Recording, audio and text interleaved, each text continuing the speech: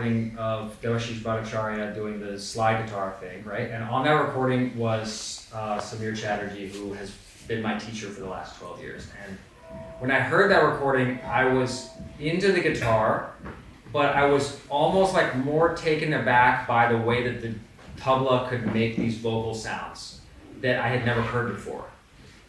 And something about having this emotional quality that was coming out, and everything was creating this like emotional, meditative vibe that was like really slow and organic, the way that it was building up.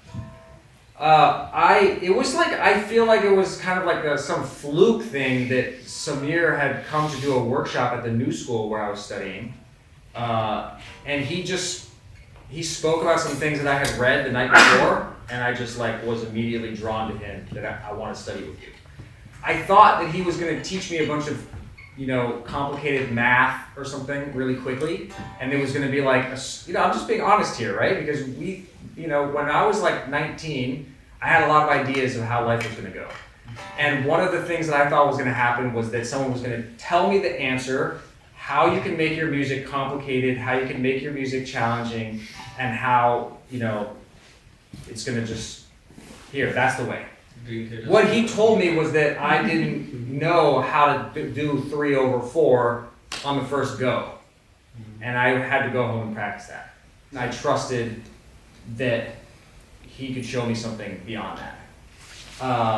And I started listening to more and more of the ragas and the talas, and hearing that there was something that I was like drawn to that was different from like the way of approaching jazz that I had been studying.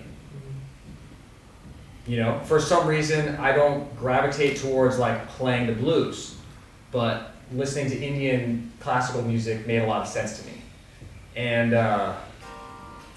but also to answer your question about the theory and the improvisation, there's like, the improvisation system kind of makes sense to me as how it relates to like jazz, because it's either way you have a system of improvising, and it's kind of like a specific kind of idiom, right? And you learn certain ways to get around things, and your way of improvising uses those things and those elements to create a specific kind of improvisation, right? So if you're in jazz, you learn the melody of a tune, and you learn this 32-bar progression, and you learn how the melody goes with the progression, and you learn how to play over the chords. And then after you've played the melody, you go through the sequence of chords, and you're playing through that thing, and maybe you're also playing off of the melody and how the melody relates to those chords, and that's the way that you're getting through it. So you're still trying to play the song. It's not like the melody is over and you just play whatever you want for 4 minutes and then you come back and you play the melody again. The people who are the most successful at playing Take the A Train or Autumn Leaves or something, are the people who really know what the melody feels like and have internalized that and can tell you a story based off of that.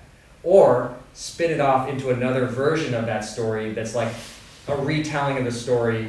We were talking about a novel that someone was reading that's a retelling of a classic story from a different person's perspective, So that's like that other genius level, But if you're doing like a Hindustani bandish or something, right? You're learning this composition, you're learning how to play it over 16-beat cycle of Tintal or something, right? And then you're learning how to create permutations of that composition that land on certain beats. Maybe it lands on the downbeat, or maybe if the composition starts on beat 7 or something, you're finding ways to land on that beat 7 so that you can start the melody.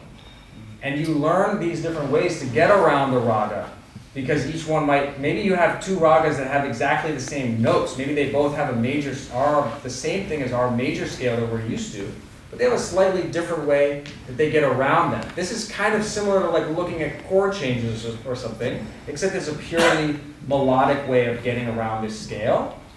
And that's a different kind of grammar. Instead of looking at these chord stacks that are like this, boom, boom, boom, you have like a melodic grammar that maybe goes like this, right? But you've memorized those ways that it goes around, So once you have those things, you're improvising within that kind of setting. So neither way are you just going to just play a melody, do whatever you want, and then come back. but you have a whole vast type of system that you're improvising on. Did you did you feel limited like initially when you started playing? Because like with jazz, so I'm a classical singer and I started going into jazz and I was a little overwhelmed because of the chord changes. Yeah. So essentially you're changing modes. Yeah. Bars, whatever. And I've come from a place where like a rag is essentially a single mode that you stick to, and with one drone. Like, so did you feel like limited? Like, oh shit, like I can't. Like how many ideas will come from just playing? Yeah. I would definitely be lying if I told you I just felt this immediate expansiveness, you know? I started out working on Rag Yaman for like 2 years. And my first initial impression was like, oh, this is a Lydian scale. I can play that. And then I started realizing after like 2 minutes, I've done everything that I can do.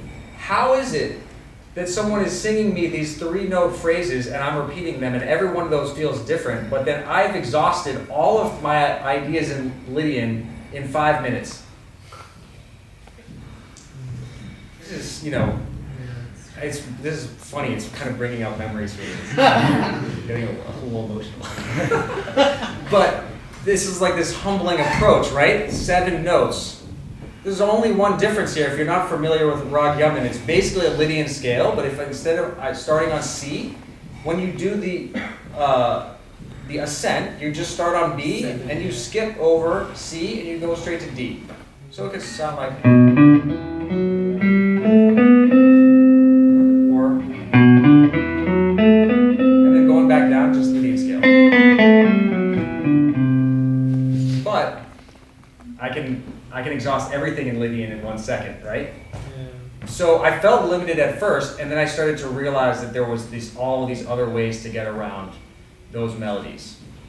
And it did start to come, took many years before, like at first, I couldn't figure out what was going on with this Tintal cycle, right? If someone was telling me where the downbeat was, I knew where it was. If I listened to some recording of like this like super slow version of it, all of a sudden I was like out at sea, and I had no idea where the downbeat was. So gradually it started to come together, and then I start seeing these ways. Oh, you start listening to some of this like semi-classical kind of thing, and you start to see the way that they're mixing modes, going from one into another. It starts to really connect. That starts to sound like jazz a little bit. So it starts to sound like these modal jazz kind of things where maybe you're starting by just doing, maybe it starts out by being this chord, and I can play. But then what if I switch to this chord?